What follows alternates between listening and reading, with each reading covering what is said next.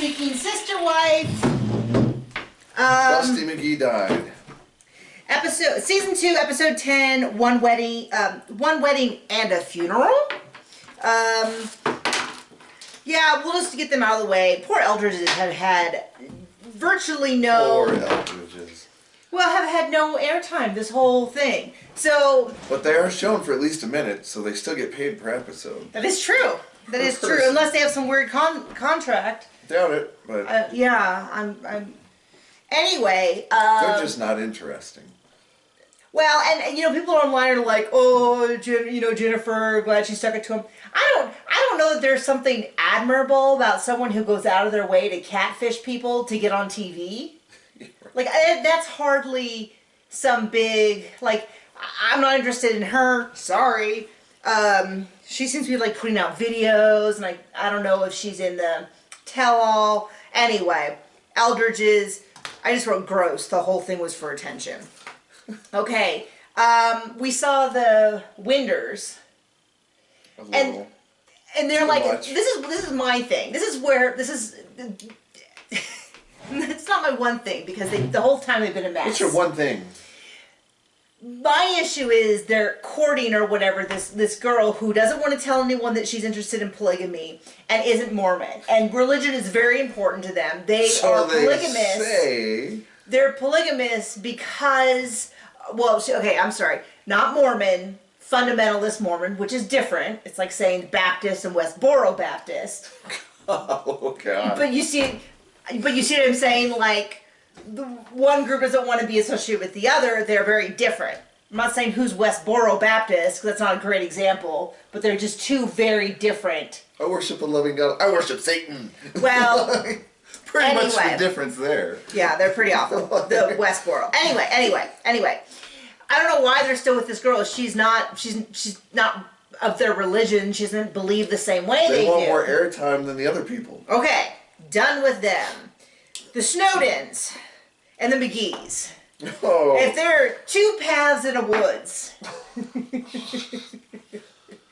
burn the forest down. Okay, so this is my deal. Paige, it is clear, does not want to go forward with this. Super clear. Super clear. I'm with her on this, but if he wants to have one, he's got to have somebody who's just going to steamroll right over her. Well, no, because the point is... That's the only way he's going to get it done. If she has a problem with this and the idea of sharing her husband, then she needs to woman up, pull on her big panties, and tell him. Instead, she went the opposite route, which is she insisted it was fine, bought Brandy, and invited Brandy over, and then just tormented her, which is a terrible way of approaching it.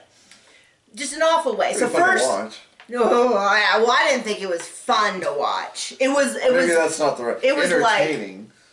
Like a train wreck in slow motion. Yes. It was like that video of the NASCAR car's on the race. Tracks and the train is the guy gets out at the end and can walk off that NASCAR track, but it was not the accident was like. Phew. Anyway, so it starts off with them. She's just kind of real like, yeah, I'm really glad for you to be here.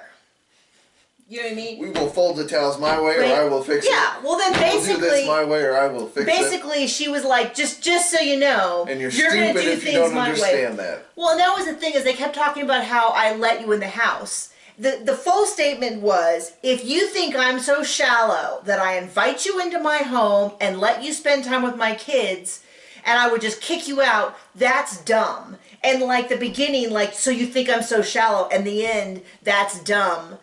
But then somehow they just focused on the middle. Like the whole thing was super passive aggressive. It was just this really like way to say it. And then they're gonna focus on the I mean, I get what she was saying. I get what she was saying. The delivery was like throwing knives at her. Like, leave my husband alone. Well then, but the one thing I don't get though is after the towel folding incident, you had left the room to take care of the baby. But after the towel, like, well, I want to do things my way. Brandy decides this is a great time to discuss when she can get intimate with Bernie. And I was, what are you staring at? Your little thing. There. No, sorry. Is it? Hay.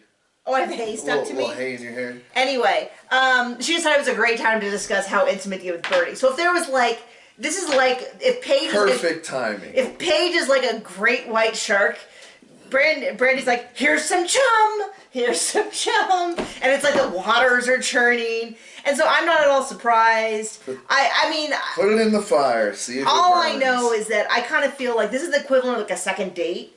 If I was Brandy and we got to the towel discussion, I'd be like, I think I'm out. Like I would have packed my bags and gone to a hotel right then. And I wouldn't have been like, oh, then this is the other thing is, well, then it's like this whole thing about the kids are so upset. No, I'm not, if you follow me, you know I don't blame kids. But I don't fully understand why they were so upset. I don't really know. But the solution, you know, he's kind of like, well, you've really done this. And I thought, well, why in the world did you bring her and her daughter and be like, this might be your new mommy? On the first date, which is the first weekend, and then the second weekend. So I kind of feel like, well, that was a bad, you know, I kind of wondered about this whole thing to begin with. That was a poor decision. I mean, if Paige doesn't want to have to be a polygamist, I kind of am like, I don't think you should have to be a polygamist. See something, say something. Well, all I know is that this is like cruising for like Bernie to go hook up with Brandy and then force the issue. It just seems like a bad idea. Pretty much the only way he's going to get what he wants. Yeah, well, I mean, this girl's I ain't like, saying it's oh, right I or just really condone like Bernie, and I just feel like going, oh, girl, there it is. Get on eHarmony or something. You can find a man who is not married. Start there. Desperate people be desperate. I guess so. And lastly, the Snowdens. So, they had sex. There was a lot of discussion about it.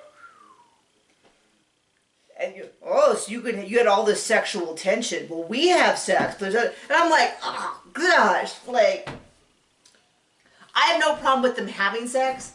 I just don't need that much detail. Although we didn't even get much detail. But, like, all of the bit about yearning.